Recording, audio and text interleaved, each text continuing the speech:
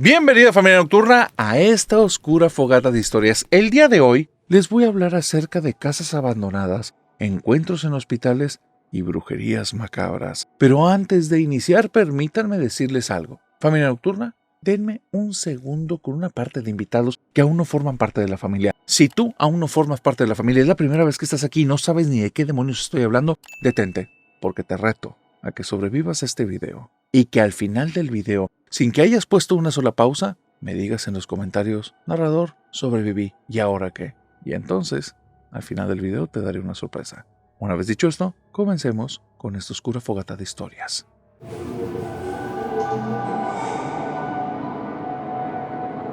Prepárate para escuchar la historia más rara que me han mandado, porque nunca había escuchado hablar de algo así. Vamos a ponerle de nombre a la persona que me mandó la historia, Claudio. Claudio, en el momento en el que ocurrieron estas circunstancias, él tenía cerca de 24 años. Acababa de acabar la carrera y justamente para celebrar el cierre de la carrera, se puso de acuerdo con su novia, con un amigo y con la novia de su amigo para irse en un viaje de carretera rumbo a la playa y pasar ahí un fin de semana que iba a estar brutal.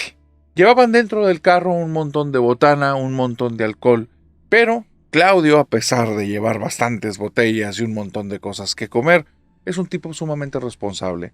Y mientras iban en el carro les tuvo absolutamente prohibidos a todos que tocaran una gota de alcohol. Nada, ni un solo traguito, ni un nada. La carretera, ciertos tramos que iban a tomar eran tramos peligrosos. Él conocía muy bien el camino, se sentía muy seguro, pero de todas maneras había que tener ciertas precauciones. Claudio se ve con ellos la mañana que están a punto de salir rumbo a la playa. Papá y mamá de Claudio, que es en el lugar donde se quedaron de ver todos, los despiden a todos, les desean un muy buen viaje, ya son al fin adultos, van para allá en la carretera y cuando van justamente en la carretera, son cerca de las 10 de la mañana u 11 y comienzan a contar historias de terror, solo para amenizar. La novia de Claudio le contó algo que Claudio nunca había escuchado. Fíjate que en mi familia hay como que una maldición. Y desde hace mucho tiempo hay un fantasma que se aparece en la casa que creemos que es de un familiar del cual no tenemos fotografías, pero que quedó con una deuda que nunca pagó. Y dicen que se va a seguir apareciendo hasta que alguien pague su deuda. Y Claudio le preguntó directamente, pero pues si no saben quién es, y no saben cuánto debía, ni a quién le debía, no tiene ni sentido lo que está pasando. Y la novia dice, ay Claudio, siempre tienes que estar metiendo tu cabeza en todo, siempre tienes que sobrepensar las cosas. Es una historia. Y Claudio le pregunta, ¿pero tú ya lo viste? Pues claro que no, si lo hubiera visto no lo hubiera contado tan tranquila. Y Claudio, entonces ¿para qué nos cuentas eso? Porque es una historia y una leyenda de mi familia. Y entonces el amigo de Claudio se empieza a reír y dice, déjalo, este cerebrito todo el tiempo necesita estar como racionalizando las cosas. Pero hay cosas que no se pueden explicar, Claudio. Yo ya te he dicho, en mi casa, y eso se los juro a todos, en la noche, no sé exactamente a qué horas y no sé si todos los días, pero a veces se escuchan pasitos como de un niño pequeño en el techo. Mi casa, por un tema de un negocio familiar, tiene 4 pisos. No hay nadie en ese último piso porque es una terraza que no es una terraza porque hay un boiler, hay un tanque de gas, tenemos por ahí paneles solares y hay una pequeña casita en la que mi papá guarda pues, varias cosas que ya no utiliza y que son más bien para cosas de aseo, pero se escuchan pasos de niño. Luego empieza Claudio. ¿Y por qué de niño y no de niña? ¿Y por qué no de adolescente? ¿Y por qué no es un animal medianamente grande? Hay pájaros que son muy grandes, que pueden llegar volando y todos, ay Claudio, es que eres un fastidio. O sea, ¿para qué proponías, porque él fue el que propuso las historias de terror, si te ibas a poner en esa actitud? Y él dice, no, bueno, es que lo interesante de las historias de terror es saber qué es lo que está pasando atrás, no estarnos creyendo todo. Y mientras está diciendo eso, la novia del amigo de Claudio está con una cara de yo mejor ni voy a hablar. Y van así los tres, y se hace un silencio súper incómodo. Cuando ahí, en ese punto de la carretera, Claudio ve por el retrovisor algo que hace que se ponga pálido al instante. Lo que él logra ver es que a la velocidad del vehículo y a la misma altura va una sombra y se llega a ver en el retrovisor. Voltea rápidamente como para ver si es un vehículo o algo así, y lo que él logra ver y distinguir es algo, un animal muy grande pero absolutamente oscuro ahí en medio del día, que va moviendo las patas delanteras a una velocidad tan rápida que está igualando casi la velocidad del carro El problema es que va a casi 170 kilómetros por hora. El carro que tiene es un deportivo, está bastante rápido. Él no conoce ningún animal por la región que pueda andar a esa velocidad y está asustadísimo. Lo peor es que logró ver una parte del rostro del animal y jura que tenía los ojos rojos. Cuando él ve eso, acelera todo lo que puede y lo único que ve es que ese animal se mueve aún más rápido que el vehículo, lo sobrepasa y es muy extraño porque en lugar de ser algo sólido y grande como lo que acaba de ver al momento de voltear a la derecha y ver el retrovisor, no, esa cosa parece que se pega al suelo, se mueve rápidamente y desaparece. Él baja la velocidad del carro, el silencio incómodo se mantiene, nadie está hablando y de repente es su novia la que rompe el silencio diciendo: júrenme por favor que alguien más vio esa cosa. Y todos se voltean a ver asustadísimos. La chava de atrás suelta un suspiro, después un pequeño llanto y dice: lo sentí aquí, se señalaba su hombro derecho. Lo sentí aquí, esa cosa, ¿qué era eso? ¿Qué era eso? Y entonces el amigo de Claudio la abraza, le empieza a hacer como que entre en calor, que se sienta más tranquila. Pero Claudio le queda claro que su amigo no está tranquilo. Lo ve por el espejo retrovisor, que el amigo se ve pálido, se ve mal, está bloqueado. Le queda claro que también lo vio. Va avanzando en el vehículo y más o menos unos 3-4 kilómetros adelante, del lado derecho, ven algo que a todos los deja mudos.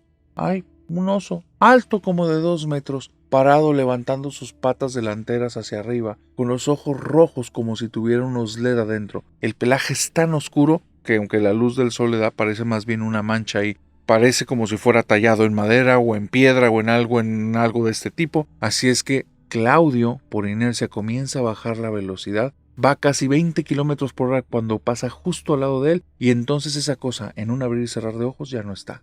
Se impacta tanto que no puede seguir adelante. Se da cuenta que ya dejó de pisar el acelerador. El carro va casi como muerto en la carretera. Se da cuenta que eso es un peligro. Saca el vehículo de la carretera. Está en un acotamiento. Se tiene que bajar a tomar aire. Todos están adentro impactados. Nadie se atreve a hablar. La cabeza de todos ha de estar revolucionada o el impacto emocional. Pero ahí nadie habla. Todo es silencio. Y el cerebro de Claudio, ese sí, es un torbellino de ideas, pero ¿cómo puede ser eso posible? Eso no puede estar pasando. ¿Qué demonios es lo que acabamos de vivir? Tiene que tener alguna explicación racional y está dando vueltas y vueltas y vueltas hasta el momento que le duele la cabeza, se cansa y en ese instante, cuando él siente que el cansancio es tremendo, un vehículo pasa justo al lado de él, pero a toda velocidad, más de 100 kilómetros por hora fácil. Va rapidísimo el vehículo. Claudio toma en cuenta que está en un acotamiento, pero sigue siendo una carretera y la zona en la que está es peligrosa, no por cuestiones de seguridad, sino porque hay curvas, hay vehículos que pueden ahí derrapar y puede tener algún tipo de problema, chocar con algo estático. Así es que se repone, se sube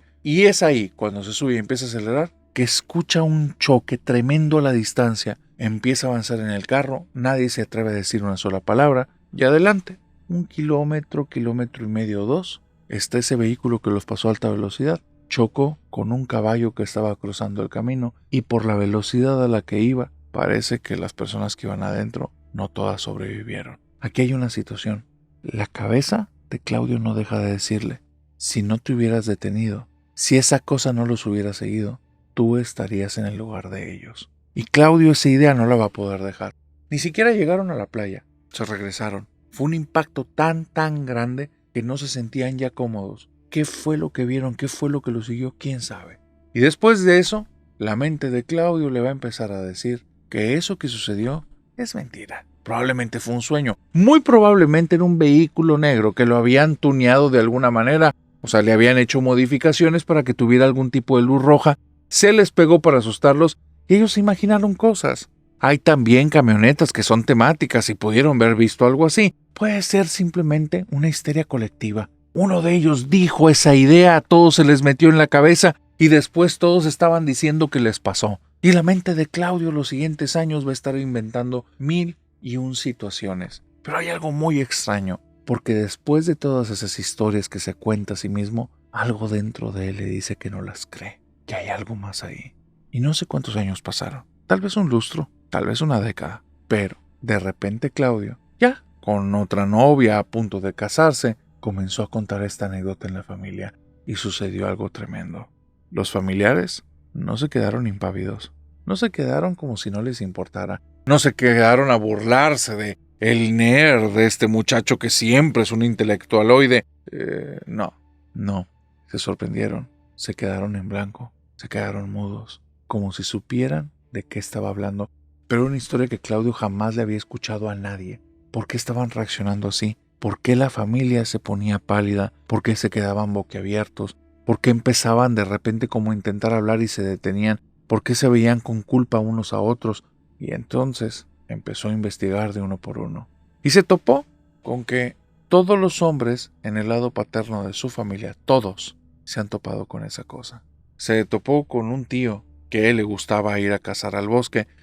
Ni siquiera cosas importantes porque no era bueno con el tiro. Le gustaba ir a cazar, jamás regresaba con una presa. Pero el tío siempre iba al bosque a pasar un tiempo. Y un día se perdió. Y estando perdido en el bosque, llegó un momento que le dio una desesperación tremenda porque no llevaba ni siquiera agua, no llevaba nada que comer, se sentía muy cansado y se sentía que estaba lejos de todo. Y empezó a sentir que algo lo seguía. Y entre la maleza vio algo que parecía un oso, que por cierto, no es el tipo de fauna del lugar. Ahí no hay osos. Ahí no hay cosas tan grandes y menos que se muevan a esa velocidad. Y el tío está viendo algo que cuando se levanta entre la maleza es altísimo, el tamaño de un árbol. Tiene unos ojos rojos, se agacha y lo empieza a seguir. Y es como si lo estuviera cazando y como si jugara con él, porque nunca lo termina de atrapar. El tío ni fuerzas tiene, de repente camina un poco rápido y de repente está pensando que ya está desfalleciendo, que se va a caer y esa cosa se lo va a llevar, pero nunca lo termina de alcanzar. Y de ahí, de un momento a otro, termina cayendo en un río y cuando cae en el río, dos personas entran y lo sacan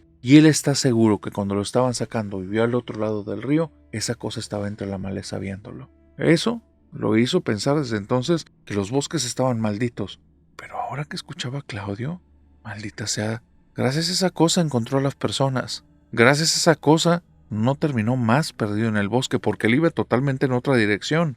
Uno de los primos comienza a contarle que en una ocasión él estaba a punto de vivir una situación como de un asalto o algo mucho peor que eso. Viene llegando a su casa y cuando está llegando dos personas se le acercan por atrás, lo agarran de los hombros, lo agarran de los brazos y en ese momento lo empiezan a arrastrar. Él no tiene la fuerza suficiente porque es un tipo sumamente delgado y los dos que lo están agarrando por atrás, él no los logra ver, pero por la fuerza sabe que son dos fortachones y en eso ve cómo se levanta una sombra justo delante de él. Esta cosa hace como un sonido extraño, los dos tipos voltean y él no los logra ver porque salen huyendo. Y cuando él está apenas reaccionando y también quiere correr porque esa cosa era una sombra enorme, sabrá Dios de qué cosa, esa cosa ya no está ahí, ni tampoco las personas que lo iban a soltar. Y así, uno por uno, de todos los hombres de la familia paterna de nuestro buen Claudio, comenzaron a revelar algo.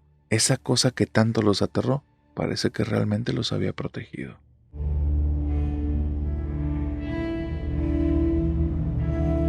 Estoy a punto de contarte una de las historias más aterradoras que me han llegado que han ocurrido en hospitales. Mayra vive con su esposo desde hace casi 10 años. Los dos son doctores. La relación que ellos llevan es una relación, digamos, distinta a lo habitual. Por el tipo de especialidades que desconozco exactamente cuáles son, Mayra me cuenta que ha tenido que llevar como una vida de mucha aceptación, en la que en muchos momentos ellos están solos.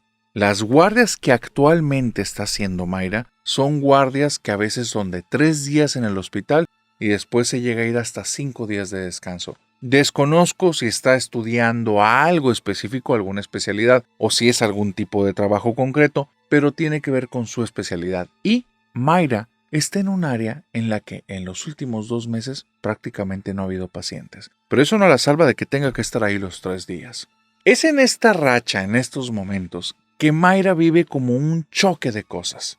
En estos días en los que casi no tiene que trabajar, casi no está con su esposo, o cuando llega a su casa su esposo no está, se ha puesto un poquito triste, y la tristeza se ha vuelto cansancio, y el cansancio ha hecho que ella busque como espacios para dormir.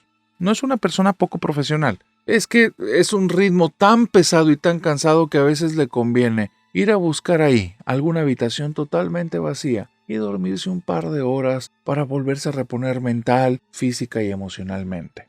Está viviendo esta temporada bastante pesado y un día, justamente en estos 3 días que tiene que estar, le pega una ola de cansancio tan pesada y no hay nadie ahí, que va y habla con una enfermera y le dice: oye, Fácil me voy a ir a dormir unas 2, 3 horas, por favor no me molesten. Mayra le dice, me voy a ir al último cuarto. Ya ves que los vamos llenando tal cual en orden como vienen llegando. Por favor, ni se les vaya a ocurrir abrirlo porque tal vez hasta me van a encontrar roncando y qué vergüenza. La enfermera le dice, no te preocupes, inclusive si hacemos cambio de turno, si te quedas dormida, yo nada más aviso que te estén ahí como que estén al pendiente de ti y ya. Mayra va y se acuesta. Para esto ya llevaba un sleeping bag y llevaba todos sus aditamentos y adecuaciones, artículos de limpieza personal y todo eso. Llega a esta habitación que es de 4 camas y en esa habitación de 4 camas hay un baño bastante cómodo, bastante bonito, sumamente limpio. Se empieza a lavar los dientes, se empieza a lavarse la cara, se quiere dormir despejada porque siente tanto cansancio y tanta pesadez que siente que ni siquiera con eso va a descansar. Así es que apenas con un poquito de agua, cambiar su estado de ánimo, irse a dormir. Cuando se acuesta en la cama, su cerebro le está mandando imágenes y más imágenes de ella estando sola en la cama de su casa, de ella cenando solita ahí en el hospital o en su casa, y se empieza a poner muy triste, muy triste, y estando así muy triste, se queda totalmente dormida, pero totalmente dormida, a un punto en el que se desconectó, se fue, y hay una sola cosa que la despertó, y la despertó de una manera horrible, la despertó con una sensación de alarma, la despertó con una sensación que tenía que estar enojada, molesta, y que tenía que irse sobre alguien. Y es que cuando estaba profundamente dormida, comenzó a oler de una manera pero horrible, asquerosa, nauseabunda, el olor del tabaco. No es que tenga un problema con el tabaco. El problema es el lugar en el que lo está oliendo. Es una habitación de hospital, un lugar sagrado. ¿Cómo carajo se le ocurre a alguien estar fumando ahí? Y ella, con mucho coraje, se quiere levantar de la cama cuando se da cuenta que no se puede mover. Está totalmente rígida. Lo único que puede hacer es abrir los ojos. El cuerpo lo tiene cargado sobre su hombro derecho. Tiene una almohada justamente debajo de la cabeza. La mitad del cuerpo está cubierta con el sleeping bag, lo que le hace estar caliente. Y eso le permite tener la cabeza en una posición en la que ve hasta el fondo de la habitación, el lado contrario. Y ahí, en una silla que en el momento en el que ella llegó estaba vacía, hay un sujeto. Un sujeto que lleva una gabardina, un sombrero y tiene un cigarro y lo está fumando tranquilamente viéndola. Mayra siente un asco, un odio, un coraje y de repente todo eso en un segundo, en el momento en el que vio esa cosa, su rostro que no estaba ahí porque era una absoluta oscuridad, el cuerpo que no eran sombras que se estaban deformando por la adaptación de los ojos a la oscuridad, no, ahí había algo que quería parecer como un ser humano, que se hacía pasar como una persona, que quería que lo confundieras con otro ser como tú, pero que no lo era.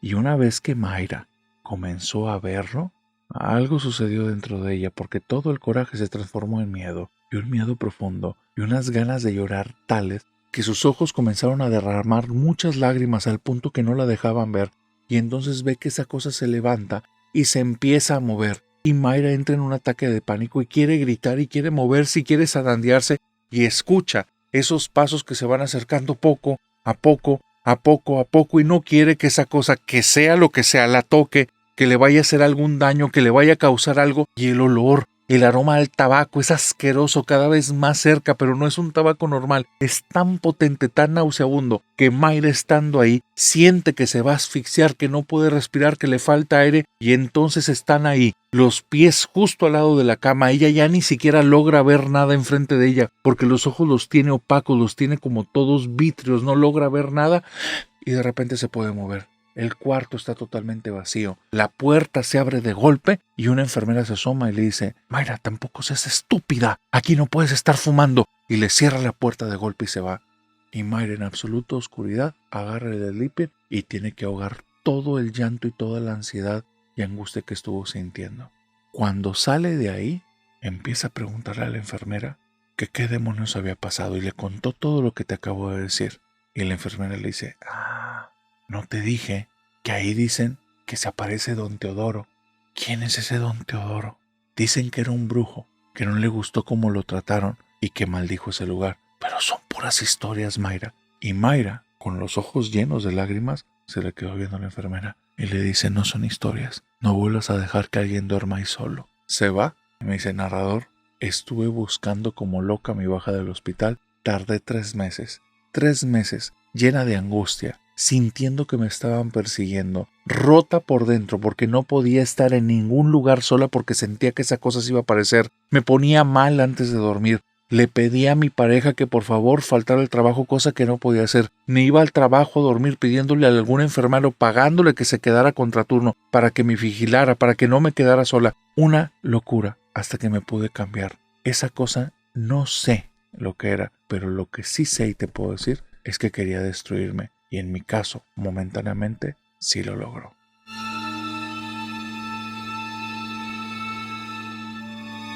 Si alguna vez has tenido un mal presentimiento, no deberías de escuchar esta historia. Pau me mandó esta historia. Pau es enfermera y Pau me cuenta que ella ha tenido que formarse en 2 líneas. Primero como profesional en el tema de enfermería, pero segundo en la parte como emocional mental para soportar cierto tipo de embestidas porque por alguna extraña razón la lotería de la vida como que hizo un sorteo por ahí del cual esta Pau no se enteró y resultó que era muy buena para situaciones de emergencia y situaciones de crisis. Ella no entiende cómo, porque es un manojo de nervios, o bueno, lo era. Cuando le tocó estar en las primeras circunstancias que eran casi de vida o muerte, era muy raro porque con todo y siendo un manojo de nervios, lo hacía todo muy bien y se empezó a destacar rápidamente. Conforme iba avanzando en la carrera, todos sabían que iba directamente para esas salas de urgencias y ella pedía a gritos que no, que por favor no, ella quería estar en el área de pediatría, quería ayudar con los bebés, pero las cosas no son así. En la sala de emergencias ella empezó a destacar mucho y esa es la Pau de hace muchos años. En la actual, casi 15 años después de haberse profesionalizado, Pau tiene un temple de acero. Pau tiene una fortaleza de carácter tremenda. Jefa de enfermeras y ya con muchos años trabajando en diferentes áreas complicadas e inclusive teniendo un alto prestigio entre médicos porque la recomiendan mucho. Es una mujer tan profesional que es una persona en la que se puede confiar 100%. Es necesario que entiendas este contexto de Pau para que puedas dimensionar la magnitud de la situación que vivió, que no tiene ni pies ni cabeza, especialmente por algo. Pau tiene un distintivo. No permite que sus creencias religiosas afecten nada en su labor. Ella es una persona católica y es una persona muy creyente. Cuando está haciendo todo su trabajo, en muchas ocasiones mentalmente está rezando, porque su truco, su clave para empezar a fortalecer mucho como su temple fue por medio de la oración. No te digo que te funcione a ti, no te digo que lo hagas, te digo lo que vivió Pau y lo que le funcionó a ella. Pau, en su mente, ya tenía muchas oraciones para este punto. Había días en los que se ponía a rezar, había días en los que eso no le importaba. Eso era parte ya de una rutina. El hecho de estar razonando mentalmente, recordando, rememorando estos rezos y al mismo tiempo enfrentarse a algo fuerte, ¿fue lo que realmente la fortaleció? ¿O existe algún poder divino que le estaba ayudando? Ella no lo comprendía y también no le importaba. Hay una parte de ella que tiene que ver por el gusto del servicio y otra parte que tiene que ver con la nómina. Ella ha ido escalando en puestos, le ha ido cada vez mejor, ha ido ganando como mejores lugares de trabajo. Es una parte de servicio, pero también es porque le conviene y se lo ha ganado a pulso. Si es una cuestión divina o es una cuestión de rutina, ya no tiene relevancia para este punto. Es parte del día a día. Sin embargo, pese a todo esto, y sabiendo que ella tiene esta parte religiosa, pero que es muy consciente y no permita que influya, porque le ha tocado atender gente de todo tipo de creencias, y simplemente la trata como un paciente más, con todo su profesionalismo. Pero hay una cuestión. Si dice que hay algunas personas, algunas nada más, que le generan algo, tipo como de sensación física, química, no sabe exactamente qué es, pero es como si su cuerpo reaccionara y se quisiera alejar de esas personas, como si despertaran un instinto muy primitivo, algo que está dentro de ella y no lo puede controlar. Si entendemos todo esto, entonces no sería tan raro que un día estando en emergencias, un día en el que no había caído una sola emergencia, un día demasiado tranquilo y que ella tiene por costumbre que esos días nadie mencione que el día está tranquilo y al iniciar los turnos que nadie le diga que tengas una bonita noche o una noche tranquila porque normalmente sale todo al revés, ella esos días por costumbre mejor se la lleva platicando de cosas triviales y funciona. Pero ese día en especial fue la excepción. Había algo raro en el ambiente. Tal vez que había bajado un poco la temperatura. Era raro porque no se pronosticaba ni un clima gélido, ni ningún clima frío, pero estaba bajando y estaba bajando considerablemente. Tal vez la sensación del ambiente de esa sala de emergencias era especialmente rara, mucha tensión, algo extraño. De hecho, ella va a jurar, y cada vez que cuente esta historia, va a decir que en algunas ocasiones las luces parpadeaban y que aún cuando todos los focos LED estaban encendidos perfectamente bien, era como si el lugar fuera un poquito más oscuro. No sabía por qué, y tenía una sensación de inquietud adentro. Algo dentro de ella le decía que se fuera en ese momento, pero no le hizo caso. Ella es una profesional. Ella no va a estar ahí reaccionando a sus instintos. Se ha vuelto buena yendo en contra de ellos. Se ha vuelto buena teniendo el temple, aguardando, actuando de una manera fría, calculadora, haciendo las cosas como se deben de ser, como los procedimientos lo dictaminan. Ella está ahí, inquieta, sí, rezando en su mente también, pero nada de esto le iba a preparar para lo que ocurrió. De repente, una ambulancia llega a toda velocidad, se frena casi rayando llanta, lo cual en ocasiones es normal, en otras ocasiones no. Aquí entre tanta calma sí fue un bullicio tremendo. Ella se altera un poco, voltea a la puerta, pero hay algo, ese instinto dentro de ella le dice que ni siquiera se mueva de donde está. Dos enfermeros entran, abren la puerta y entonces se empiezan a hablar con una chica que está en recepción y le pide que le mande 2 enfermeros más. Salen 2 tipos bastante corpulentos, o los más corpulentos que tenían en ese momento en el hospital, van directamente a la ambulancia y entre los 4 vienen agarrando a una pobre mujer, muy delgadita, muy anciana, que va sentadita en una silla de ruedas, pero que cuando se mueve empieza a hacer que estos tipos brinquen para atrás. Pau no entiende qué demonios está pasando. ¿Por qué no sujetan a la mujer? ¿Por qué no le ponen ahí esas agarraderas que han utilizado en más de una ocasión? Cuando por alguna situación biológica el cuerpo se está moviendo prácticamente por sí solo y con una fuerza tremenda, ¿por qué no le ponen esos amarres y listo? Se ve que esta mujer puede estar en algún tipo de quiebre psicótico o en algo así. Cuando la anciana voltea a verla y le dedica una sonrisa. En ese momento a Pau se le va la sangre al piso. Se queda fría. Esa mujer está consciente, está moviendo los brazos y en uno de los brazos está colgando el amarre. Ya se lo habían puesto, de alguna manera lo rompió. Y ella, en sus 15 años, te lo puede jurar, nunca le había visto ver a alguna persona robusta, grande, fuerte, inclusive luchadores, poder romper una de esas cosas. Esta mujer lo trae partido en dos, un amarre viejo. Eso es lo que pasó. Estas personas no tuvieron precauciones y le pusieron una cosa vieja que no funcionaba. Eso le cruza por una milésima de segundo hasta que ve que cuando uno de los sujetos que ella conoce, y son tipos que les gusta apostar a las vencidas porque tienen unas manos tremendamente pesadas, le está cargando la mano a la ancianita y la ancianita, como si fuera alguna pluma, un gatito, un animal muy pequeñito o algo muy delgado, le hace así y el hombre avienta las manos para atrás como si se lo hubiera aventado un orangután. Todos están impactados con la fuerza de esta mujer y esta mujer está haciendo fuerza en la silla de ruedas para levantarse, pero es algo sumamente extraño porque las llantas no se doblan. Está haciendo una fuerza tremenda y lo que acaba de ver, si eso se imprimiera en fuerza, digamos hacia abajo, hacia el piso, debería de deformar las llantas, pero no es así. Es hasta que alguien le intenta tocar que esta mujer, con un movimiento tranquilo, hace que la persona salga volando, se mueva como si fuera una pluma y no entiende lo que está pasando. Hay algo que viene a su cabeza y es una pequeña frase: el enemigo de Dios.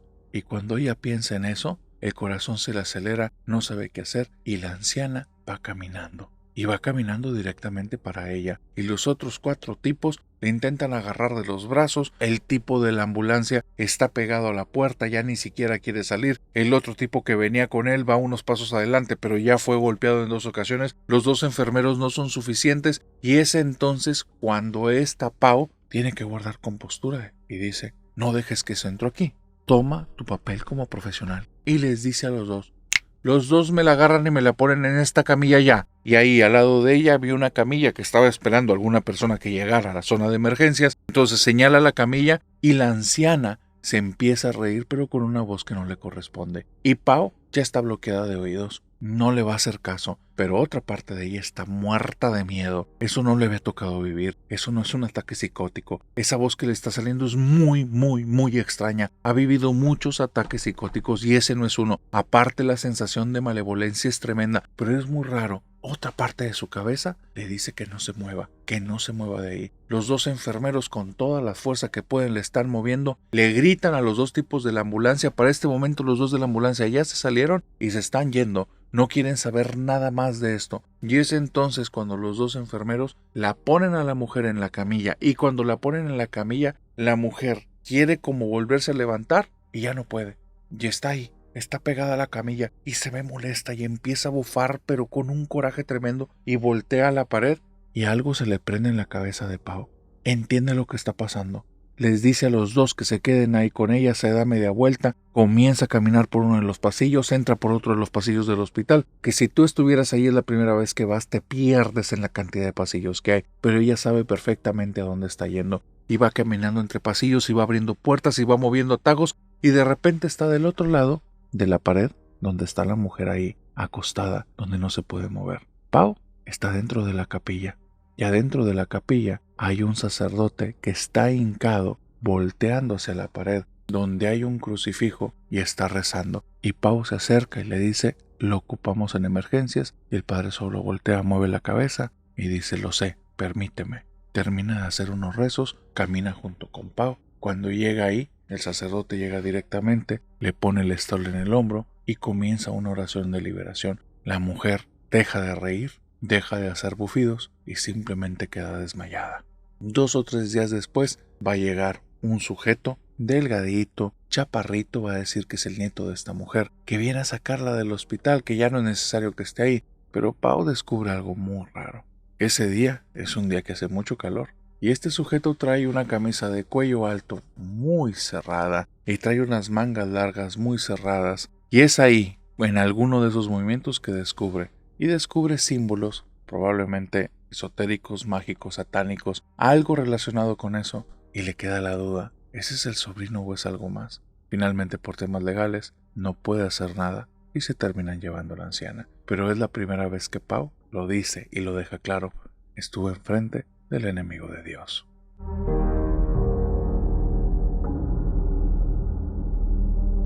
Don Teodoro me mandó una historia, y es una de las más aterradoras y de mis favoritas que me han llegado al canal. Don Teodoro es hijo de un albañil. Don Teodoro conservó a su papá y estuvo con su papá hasta que él, Don Teodoro, tuvo 20 años. Su papá tenía alrededor de unos 45, 50, y en un accidente justo en una construcción, el papá pasó a mejor vida. De ahí Don Teodoro decidió que no se iba a dedicar a la albañilería para nada. Pero ya conocía y ya sabía de eso. Lo aprendió directamente de su papá. Se hizo amigo de unos vecinos, amigos de su papá, y justamente uno de ellos era electricista, otro carpintero, y eso hizo que para los 30 años, Don Teodoro era un todólogo, pero todólogo. Te sabía de albañilería, de carpintería, de plomería, de electricista, y para todo era bueno. No era el mejor, pero era bueno, y si tenías un problema te lo sacaba adelante. Don Teodoro, aparte, como fue consiguiendo diferentes tipos de aprendizajes, hizo que su mente captara cosas muy importantes y descubrió algo que no sabía su papá y no sabían sus vecinos que lo educaron, y era cómo tratar muy bien a un cliente. Eso logró que Don Teodoro se fuera como colocando en su trabajo primero para unas empresas de colocación y después directamente para los dueños de casas. El trabajo, para cuando él me manda esta historia, el trabajo que tenía era trabajando para un rico. Este sujeto rico, que directamente era el que trataba con Teodoro, era de estos señores de familias de abolengo, que el dinero lo construyó allá un tatarabuelo, pero ahora el señor que había recibido esta herencia no era un pelele, era un tipo que también había trabajado toda su vida, muy inteligente, y simplemente vivía soltero, vivía callado y tenía muchas propiedades. Don Teodoro era el encargado de ir a meterles ahí el mantenimiento. Todo lo que se ocupaba le caía de trabajo a Don Teodoro. Y Don Teodoro no trabajaba bajo comisión. Estaba en una nómina, estaba perfectamente bien pagado, tenía todas sus prestaciones y estaba muy a gusto. La persona para la que trabajaba era una persona muy dadivosa. La casita, que era una casa de 2 pisos en la que vivía Don Teodoro, era de este dueño y se la dejó para que viviera él. Y de hecho era en un barrio que no le correspondía. Él no tenía manera de pagar esa renta. Pero para este dueño ya eran cuestiones como más de una rutina, más administrativas. Tenía muchas propiedades. Estamos hablando desde edificios de departamentos, casitas de renta, locales comerciales, casas muy grandes, que en algún momento las quiso convertir hasta en quintas y cosas así. Y Don Teodoro estuvo ahí trabajando más de 14 años, así es que había estado en todas las propiedades mínimo una vez. Y de ahí tiene muy claro que había 5 lugares que le habían sacado el susto de su vida.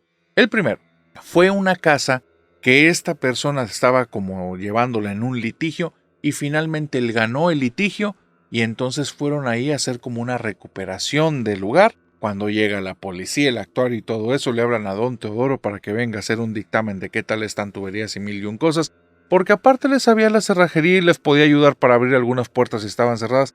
Te digo que este hombre le sabía todo, pero el punto es que don Teodoro, estando allá adentro, les dice que va a ir al sótano porque hay algo, como que un aroma, una pestilencia, y muy probablemente son temas de drenaje. Cuando bajan al sótano, se topa una situación que lo agarra totalmente desprevenido y por primera vez don Teodoro se dio cuenta que él podía llegar a unas octavas tan agudas en la escala musical porque tiró un grito tan agudo que primero se carcajearon las personas y después entendieron que esta persona estaba en peligro, así es que bajan corriendo al sótano y lo que descubren a todos los deja impactados.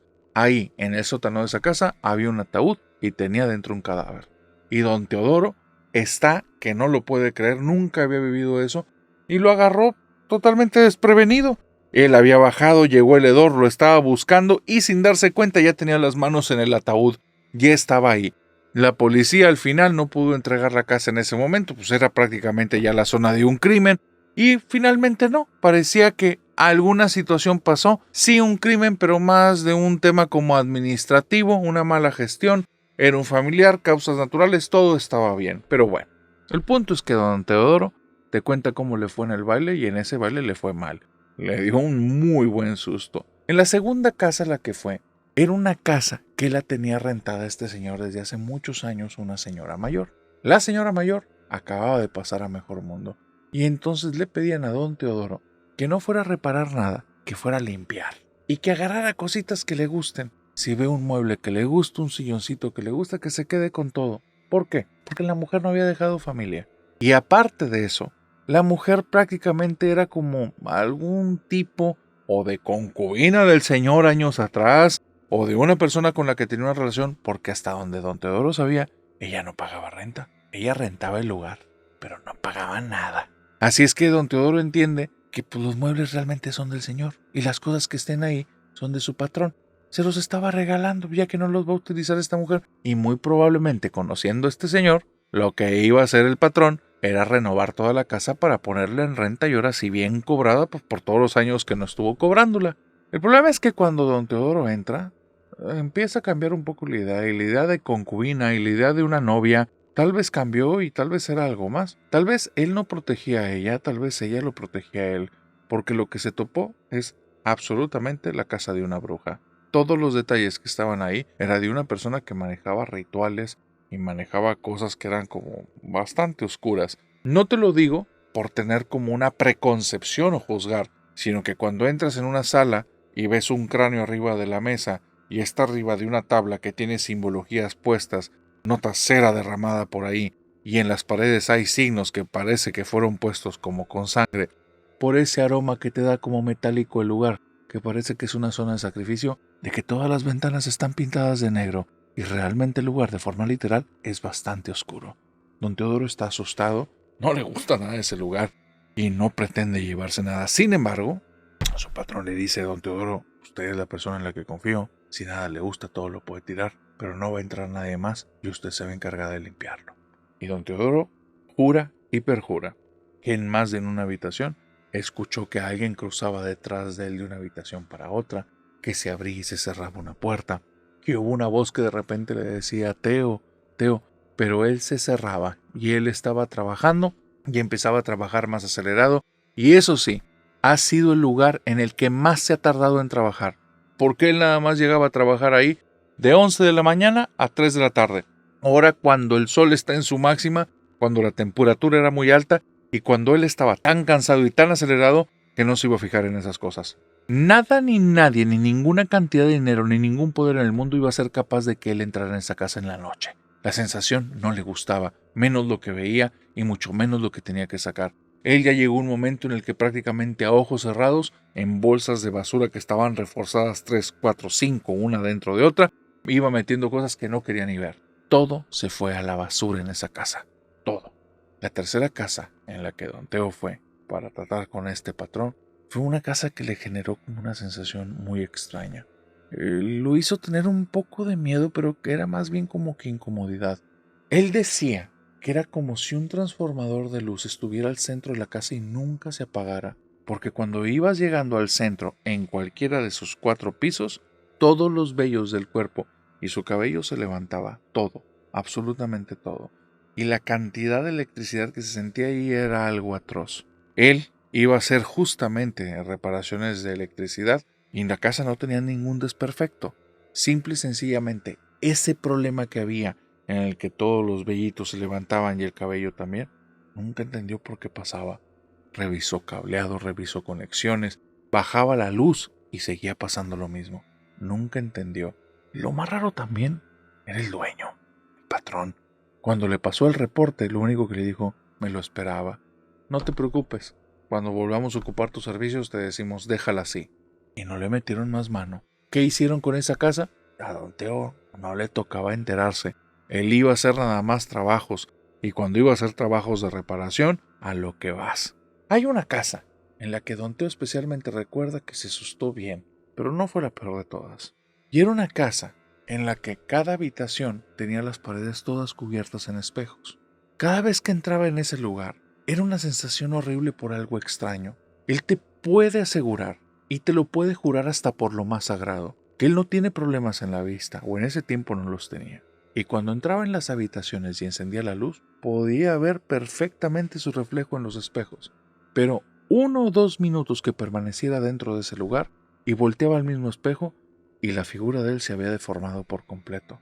Y era como si los espejos fueran como de un circo, de alguna atracción que te vuelve más grande, más pequeño, deforme, o que te hacen una forma totalmente difusa. El problema es que si permanecía más tiempo, ya sentía que alucinaba, porque te puede asegurar que se veían rostros que se estaban acercando hacia él. Pero eran alucinaciones que él tenía. Al final, él iba a esa casa simple y sencillamente para volver a pegar alfombras, porque ya algunas estaban fuera de su sitio, y una vez que terminó el trabajo no tenía por qué regresar ahí, y estando en el piso bien pegadito ahí, no tenía por qué estar viendo todo el tiempo los espejos. Así es que él se sintió tranquilo. Fue la idea que se hizo. Pero la peor de todas fue esta casa. Un día le habla el patrón y le dice, Teo, te tengo un trabajo muy especial. De hecho, te voy a dar un bono. Esta casita a la que vas a ir, te voy a pedir que lo hagas con mucho respeto, pero también con mucha discreción. No quiero que nadie sepa. Y le pregunta, patrón, ¿por algo? ¿Hay algún problema? No hay ningún problema. Pero te voy a pedir que, por favor, te vayas en un carro que te voy a prestar. Llegues ahí y hasta que no haya nadie en la casa te metas. Y entonces le dice, patrón, con todo respeto, estoy incurriendo en algún tipo de delito o en algún tipo de riesgo. Y el patrón se empieza a reír y le dice, no, Teo, no es ningún tipo de delito. Tal vez sí hay un riesgo, pero no es nada que nos deba de importar y no estás haciendo nada malo. La casa es mía y yo te estoy dando permiso y te estoy dando las llaves para entrar. Y entonces la mente de Teo le dijo, pregúntale al patrón, entonces ¿por qué tanto sigilo? ¿Por qué nos tenemos que esconder? Y cuando le iba a decir, entonces patrón, el patrón respondió al instante y le dijo, entonces nada, Teo, ¿vas a hacer la chamba que te digo o no? Te estoy diciendo que es un encargo especial. Tú me dices, porque yo he estado trabajando muy a gusto contigo, pero tú me dices. Y Teo entendió que le estaba diciendo, si me dices que no te me vas, ya no te voy a necesitar. Y Teo estaba muy a gusto, así es que finalmente si hubiera algún problema, el patrón iba a querer quedar manchado por nada, y menos por un tipo que es un todólogo, que nada tiene que hacerle daño y se han tenido una buena relación ya durante tantos años. Así es que nada más le dice, patrón, algo, voy para allá, no hay problema, pero si pasa algo, mete sus abogados y se empieza a reír el patrón. Sí, Teo, pero no se trata de eso, no te preocupes, no es nada ilegal. Usted vaya para allá. Nada más eso sí, si tiene miedo, le doy permiso de que se vaya, pero después me cuenta por qué. Y entonces Teo le dice, pues yo ya le dije, patrón, de lo ilegal. Y se vuelve a reír el patrón. Eres bien necio, Teo. Váyase a la casa, por favor, revíseme bien todo. Quiero que me revise las tuberías del sótano, quiero que me revises la electricidad del 3er piso, quiero que me revises todo, alfombras, pisos, todo revísame en esa casa. Y si ya llegas y ves que todo está bien, vuélvela a revisar. ¿Qué estoy buscando exactamente, patrón? Nada, Teo, tú no estás buscando nada. Nada más tú ve para allá. Y Teo no entendió esas palabras. ¿Cómo que no estoy buscando nada? Si me pidió que revisara todo. Igual la va a rentar. Igual lo que quiere es una sorpresa para alguien o quién sabe, este tipo de repente tiene sus loqueras como todo rico. Yo voy a hacer mi trabajo, me va a dar un bono extra, ¿qué tanto le estoy discutiendo? Y me va a poner los abogados si hay un problema. Teo va y se para allá Y va todo con suerte. De hecho, desde que llega y se estaciona fuera de la casa, piensa todas las ideas que tenía, nada más y se lentan las cosas. Ni hay nadie en la cuadra. Está todo vacío. No, hombre, es este tipo que también siempre es medio raro cuando me pide algunos trabajos. Se baja rápidamente, sube hacia la casa, que son varias escaleras para llegar a la entrada, abre la puerta, se mete y cierra, y en el momento en el que cierra, hay algo ahí muy raro. Una sensación fría. Afuera hace un calor horrendo, espantoso, pero allá adentro hace un frío feo. No gélido, pero feo. Si llevaba manga corta, don Teo en ese momento se arrepintió y hubiera deseado llevar manga larga o algún tipo de abriguito, pero no lo traía. Así es que don Teo dice, ya sé cuál es el problema, este es un problema de tuberías. Este es un problema que tiene que ver con transmisiones de humedad en alguna parte de la casa y eso está manteniendo todo helado. Muy bien, vamos a revisar dónde está. Y él me dijo que en el sótano estaban desde ahí las llaves principales, así es que baja al sótano, lleva una linterna, trae una caja de herramientas, empieza a revisar todo. Y mientras se está moviendo de arriba a abajo, de izquierda a derecha, es cuando se percata de algo medio extraño. El sótano no tiene ventanas. Y dos, ese sótano no tiene un solo mueble. Pero el piso, aunque es de concreto, está todo lleno de tierra. Es muy raro. Y entonces Teo está moviendo la linterna de un lado a otro, viendo en las esquinas, las paredes, busca humedades, busca tuberías, busca algo que le dé algún indicio. Y llega un momento en el que no encuentra nada. No hay nada ahí. Apaga la linterna, se queda pensando qué es lo que sigue, cuál es el proceso que debe de convenir hacer, cuando por el rabillo del ojo izquierdo ve como la silueta de un niño que tiene una ropita muy sucia y tiene unos bracitos muy enterrados, se queda parado justo al lado de él y ve esos detalles y él se queda un poco frío, así es que con esa sensación media extraña de que está un niño parado ahí, que cómo demonios se metió, él no sabe, no hay manera que eso sea posible, porque él cerró la puerta y esta es una casa donde no debería estar ningún niño, da un paso a la derecha, gira a la izquierda rápidamente, simplemente para toparse con la misma habitación vacía en la que había estado ahí. Se asusta, está seguro que ese niño estaba ahí. Vuelve a girar con la linterna para todos lados, ahí no hay nada. Comienza a subir escaleras y cuando pisa el tercer escalón, queda claro que tal vez no es su imaginación, porque cuando él pisa un escalón, detrás de él hay un paso, y pisa un escalón y detrás de él hay un paso, y empieza a subir las escaleras rápido. Cuando llega mero arriba, cierra la puerta y se escucha un choque. Algo golpeó contra la puerta, algo pequeñito, algo que probablemente podía ser un niño. Abre la puerta directamente, aún contra todo su miedo, prende la luz y ahí no hay nada. Pero eso sí, el piso está lleno de huellas de él y de unos pies descalcitos. Teo cierra la puerta, no sabe qué está pasando, no entiende lo que está sucediendo. Y ahora, la habitación principal tiene una temperatura normal. No capta. ¿Qué carajos acaba de ser eso? No entiende. Y ya no se lo va a estar preguntando. Mejor, termina de revisar las cosas rápido. Dile al patrón que no hay nada y vete. Entonces se va caminando por toda la planta baja. Está yendo de un lugar a otro. El lugar está totalmente vacío. Solo hay cortinas. Y cuando va a subir al segundo piso, empieza a caminar por las escaleras hacia arriba. Y detrás de él escucha movimiento. Las ventanas están cerradas. No puede haber movimiento ahí. Y al momento de voltear, está seguro que está viendo la silueta de una persona detrás de una cortina. Y Teo le dice, estoy armado, traigo aquí una caja de herramientas y me sé defender. Así es que por favor, sálgase de aquí, es propiedad privada. Y nada más ve que los pies que están así se recogen hacia atrás, haciendo que la cortina caiga sobre ellos. Y en ese momento, como si la persona se desvaneciera, la cortina se vuelve a pegar a la pared. Y Teo cuando ve eso no lo puede creer. El corazón, él está seguro que por mínimo 3 segundos se le detuvo. Se quedó viendo ahí. No entendía qué estaba ocurriendo. Frío, helado, sin palabras, sin nada que hacer, se da media vuelta, comienza a caminar escaleras arriba y llega a una habitación. Esa habitación es la peor de todas. Hay una sensación combinada. Está siendo observado. Hay cosas ahí en esa habitación que están ahí pero no las ves, pero te están observando y están cerquita y se siente que cada vez están más cerca. Y cuando están muy cerca de él, de la pared izquierda, empieza a escuchar un golpe en una tubería. El problema es el tipo de golpe. Teo es un todólogo, experto, bueno, no el mejor, pero es bueno y tiene mucha experiencia. Ese golpe no es normal. Ese golpe sí lo he escuchado. Lo he escuchado en alguna cantina, cuando algún borracho ha sacado un tubo y le golpea a otro. Lo he escuchado cuando alguna persona se cae y se pega directamente contra alguna tubería, pero nunca lo he escuchado como un golpe de tubería, como un paso de agua. Es muy raro. Y siguen los golpes y siguen los golpes y después el grito de queja de una persona dentro de la pared. Y en ese momento, todo desde la columna hasta la parte baja de la espalda, todo se le crispa, toda la piel se enchina, siente un miedo tremendo y con la fuerza que le queda agarra su caja de herramientas, empieza a salir de la habitación y es ahí donde siente que todas esas cosas que estaban alrededor están ahí y observándolo. No quiere ni siquiera voltear a ver, pero por una milésima de segundo, y sigue arrepentido hasta el día de hoy de eso, llegó a voltear un poco y lo que vio ahí fue un montón de niños. Todos los niños, todos estaban sucios, todo el cabello lo tenían como deshecho, la ropa la tenían desgarrada y lo que le queda claro es que ninguno de ellos estaba vivo. Él comienza a caminar escaleras para abajo, muerto de miedo por tres cosas: los golpes de la tubería, las cosas que se están apareciendo en la casa y miedo a un infarto, porque la cantidad de miedo que siente no es algo que pueda soportar más su cuerpo. Entonces comienza a caminar hacia la entrada, cruza el umbral, cierra la puerta y él está casi seguro que logra ver un par de manos que se pegan ahí en los vidrios.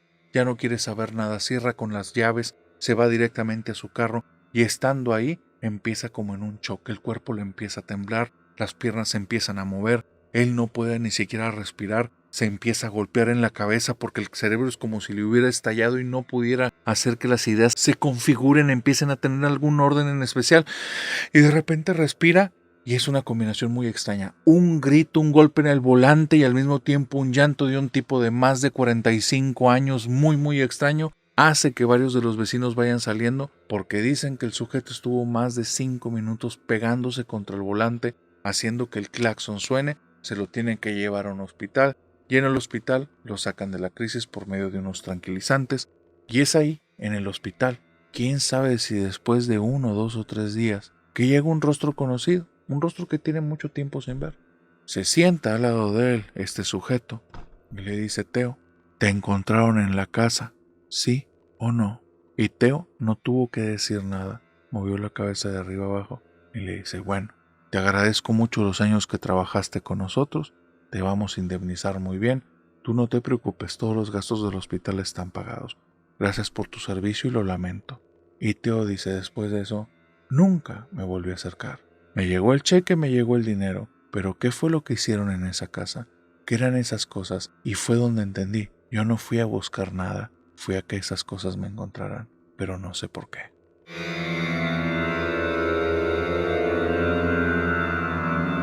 Y con esta historia, mi querida familia nocturna, hemos llegado al final de esta oscura fogata de historias. Así es que cuéntenme, por favor, familia nocturna, ¿lograron sobrevivir esta fogata? Y si es así, si ya son familia nocturna, díganme por favor cuál fue la historia que más les gustó. Y una vez dicho esto, compartan el video a más personas para que cada vez seamos más en la familia. Pero, si esta es la primera vez que estabas en el canal, ahora tengo que preguntarte, ¿sobreviviste a la fogata? Si es así, sígueme en todas las redes para darte la bienvenida a la familia nocturna. Una vez dicho esto, mi querida familia nocturna, nos vemos el próximo jueves, pero de aquí hasta que nos veamos en el jueves, te deseo que tengas dulces pesadillas. Bye bye. Ya no quedó pendiente, así es que vámonos yendo. Uy, ¿y la historia de la que me ibas a contar, la de la Barber? ¿La de la Barber? No sé, ¿no me dijiste que me ibas a contar una historia de la Barber?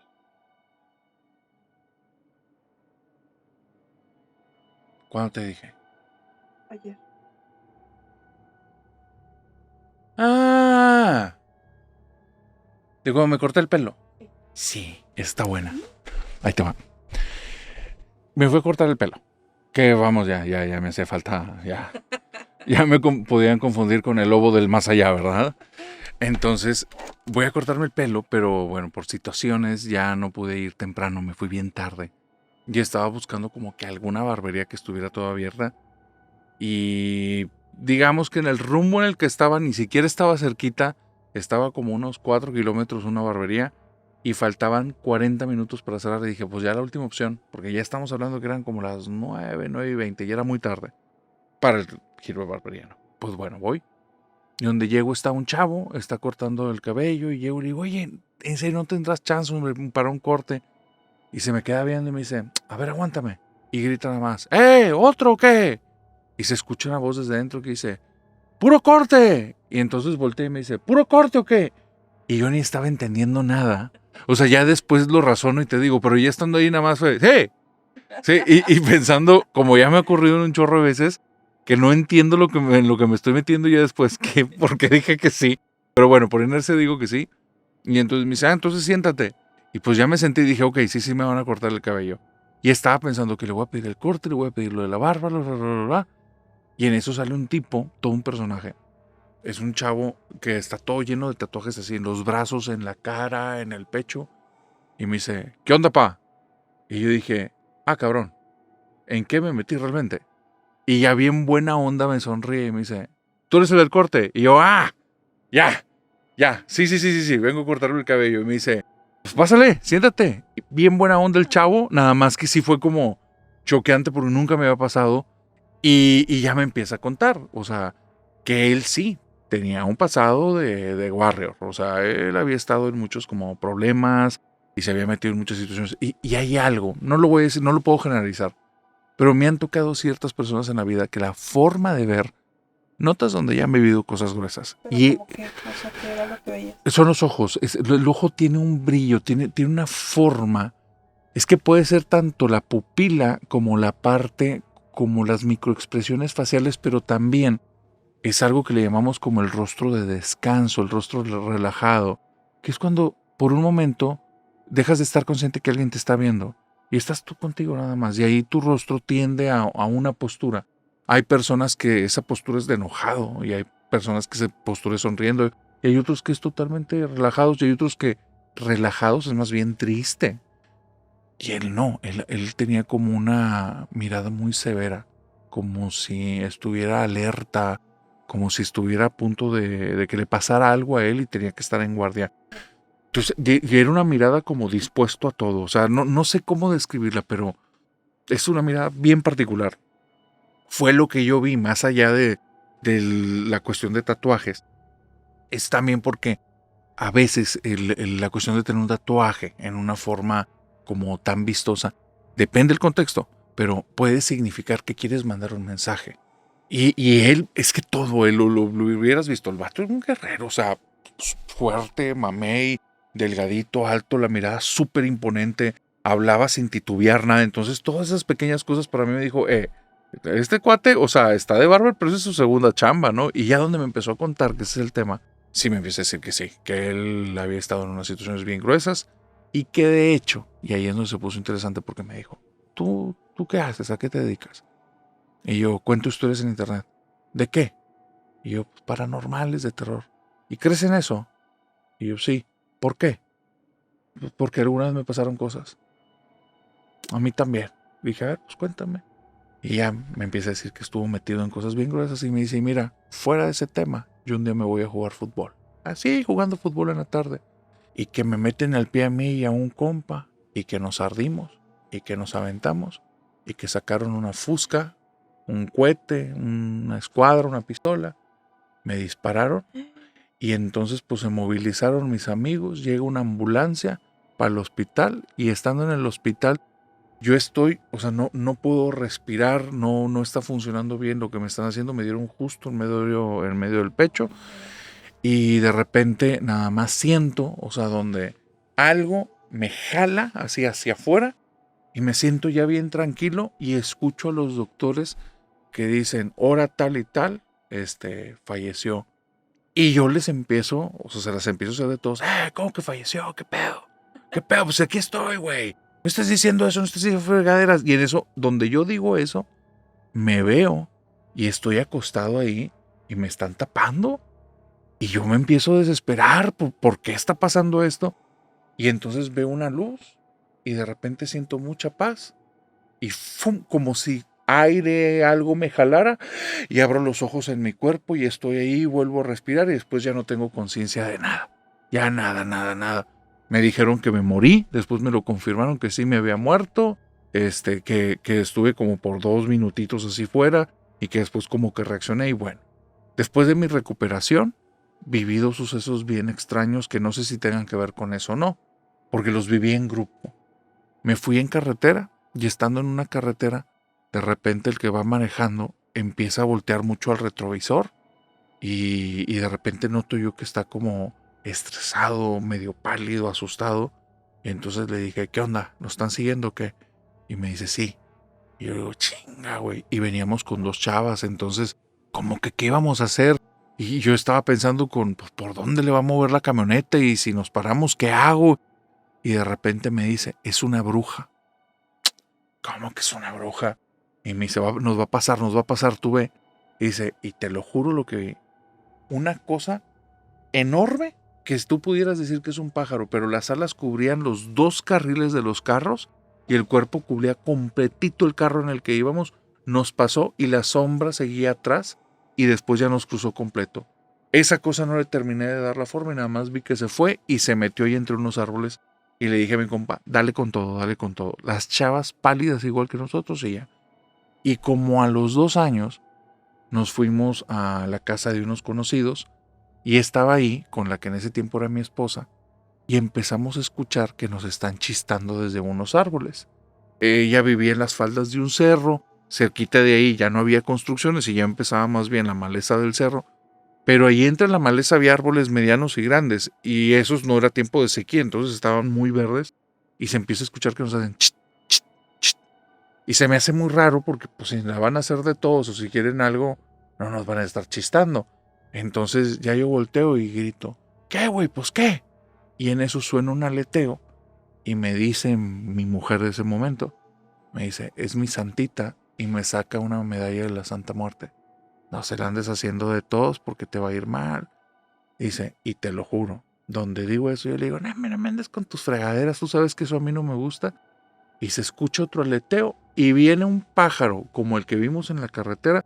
Te estoy hablando que me llegaba más o menos como aquí el pájaro. Estamos hablando, este tipo medía, pues mi altura un poquito más bajo, 1,75, 1,78. O sea, bastante, bastante alto el tipo. Y le llegaba a la nariz a este pájaro y dice, se para a metro, metro y medio de mí. Me quedo viendo y empiezo a caminar para la casa. Y me dice, ¿qué? ¿Ahora sí no le vas a mostrar que tu valentía y todo eso? Y le digo, no, hombre, no te pases, nuestra hija está ahí adentro. Y ella dice, yo a mi santita no le tengo miedo. Y él le dice, no, es que quién sabe qué cosas estás metida. Me metí y esa cosa de repente ya se fue.